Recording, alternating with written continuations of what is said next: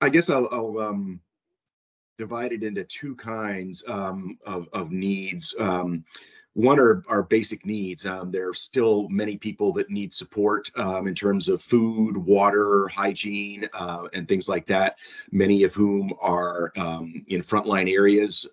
Some of whom live in villages that have no heat, no water, no electricity still, who live in very difficult, desperate conditions. Um, and those people number in the hundreds of thousands, but numerically, that is a much smaller number than the millions who are displaced in the country, many living in collective centers, but many also living with relatives, friends, or renting apartments in the West. And these people need help, some of them with basic needs, and cash assistance is appropriate since the markets still work. And so there's no need to deliver hygiene kits or things like that to these people. But many of them need help restarting their lives. They need livelihoods training. Many of them are from rural areas. They're now living in cities. Their job skills are not relevant to the job market where they find themselves. They need vocational training to take their careers in another direction. Many also, women in particular, need childcare because many of the schools don't work. So they're unable to go to work because their children are at home all day doing online learning. And they would be ready to go to work or to get vocational training and restart careers in a different direction, but they're not able to because they can't leave their children at home. So there are a variety of needs that don't readily come to the mind when you think about a war zone like this, and you start thinking childcare doesn't come up when you normally think about it, but that's an instance of a need that's a real barrier to self-supporting. Yeah, so as I mentioned, we have WASH, MHPSS, Health and Nutrition, and Food Security and Livelihoods. Unfortunately, right now, the donors are mostly still focused on those basic needs and humanitarian assistance near the front line. So while we've done research and we're soon starting pilot programs on some of those livelihood needs in the West, there's not a lot of donor money for it yet. And so we are hoping that more donors will turn their attention to those millions of displaced people in the West. And not which is not to imply or suggest that they should turn their attention away from the hundreds of thousands in the frontline areas whose needs are more severe. But as I say, we at least are unable to support a lot of those millions of people in the West, their needs. So we are more focused on the urgent needs in the frontline areas for the most part. MHPSS is needed throughout the country, and we are doing that throughout the country.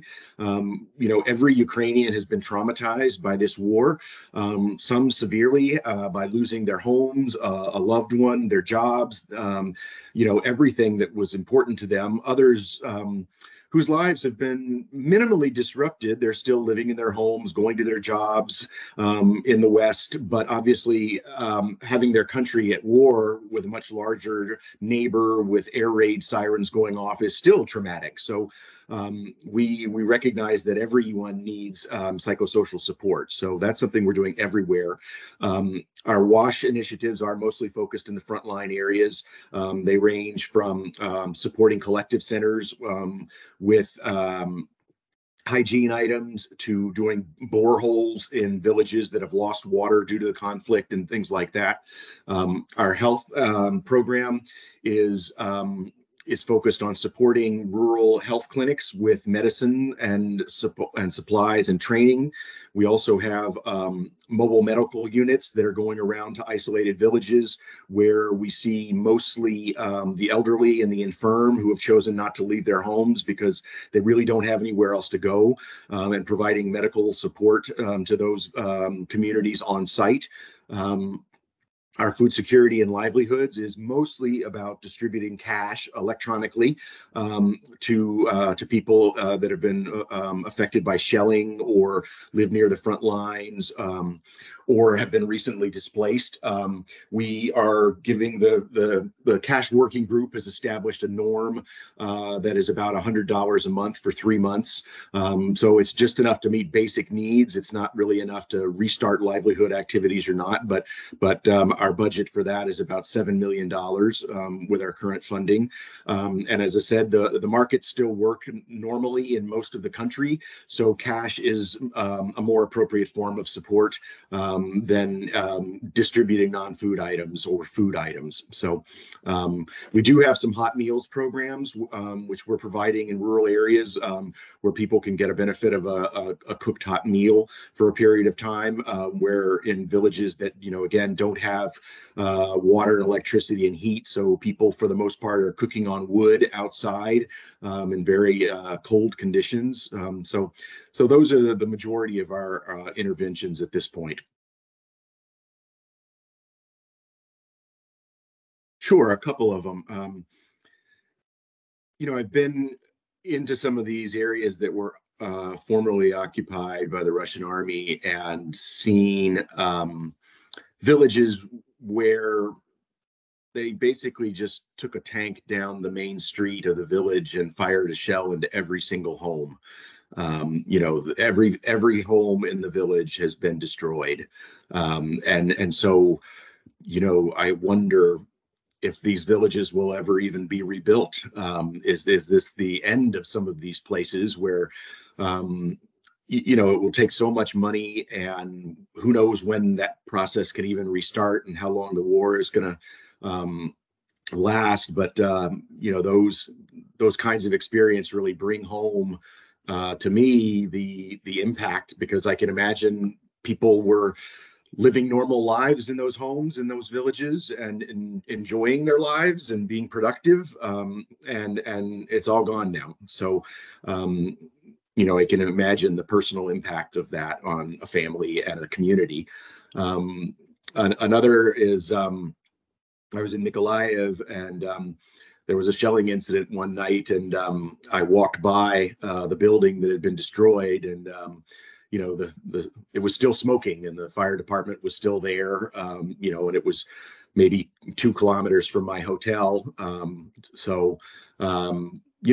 are those events too, which you can see them happening and hear them happening. And I've been to the collective centers, which are never intended to have people living there, so they're auditoriums for performances or sports halls, and you have people that are living on cots with a meter between them and the next person, whom they may or may not have known, and now have been living there for 18 months with not access to proper kitchen facilities or hygiene facilities.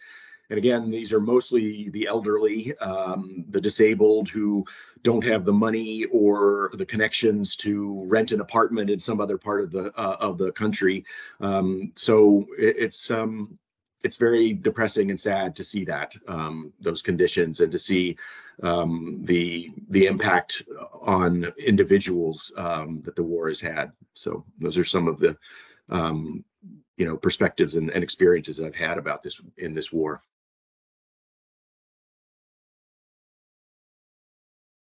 Well, I'll come back to what I spoke a little bit about earlier about self-reliance. I mean, I think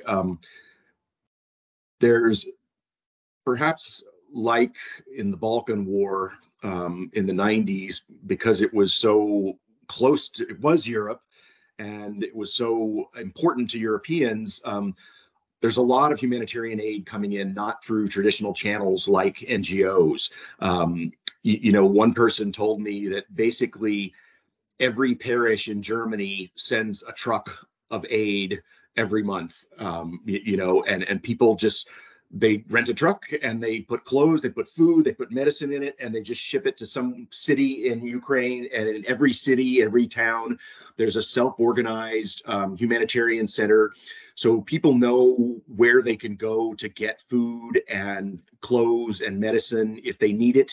So there's not really a shortage of humanitarian aid. And there's, we because we're ACF, we originally came in and had a nutrition program, and we realized there's no need for it. There's no malnutrition here, so no one is starving. And though people are cold in some places, they have blankets and fuel and things like that. So what we really need to do is help people restart their lives and restart their livelihoods. So and people want to do that. They don't want to be reliant on humanitarian aid. No one ever does in any country where we work. But people here could be self-reliant if we would just help them restart their careers and their livelihoods. So I think that's the message I would say to the international community, to ACF Germany, to people in Germany who want to help Ukraine.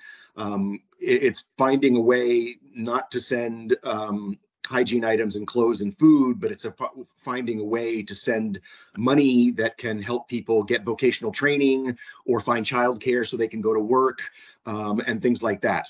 So that's the next step, I believe.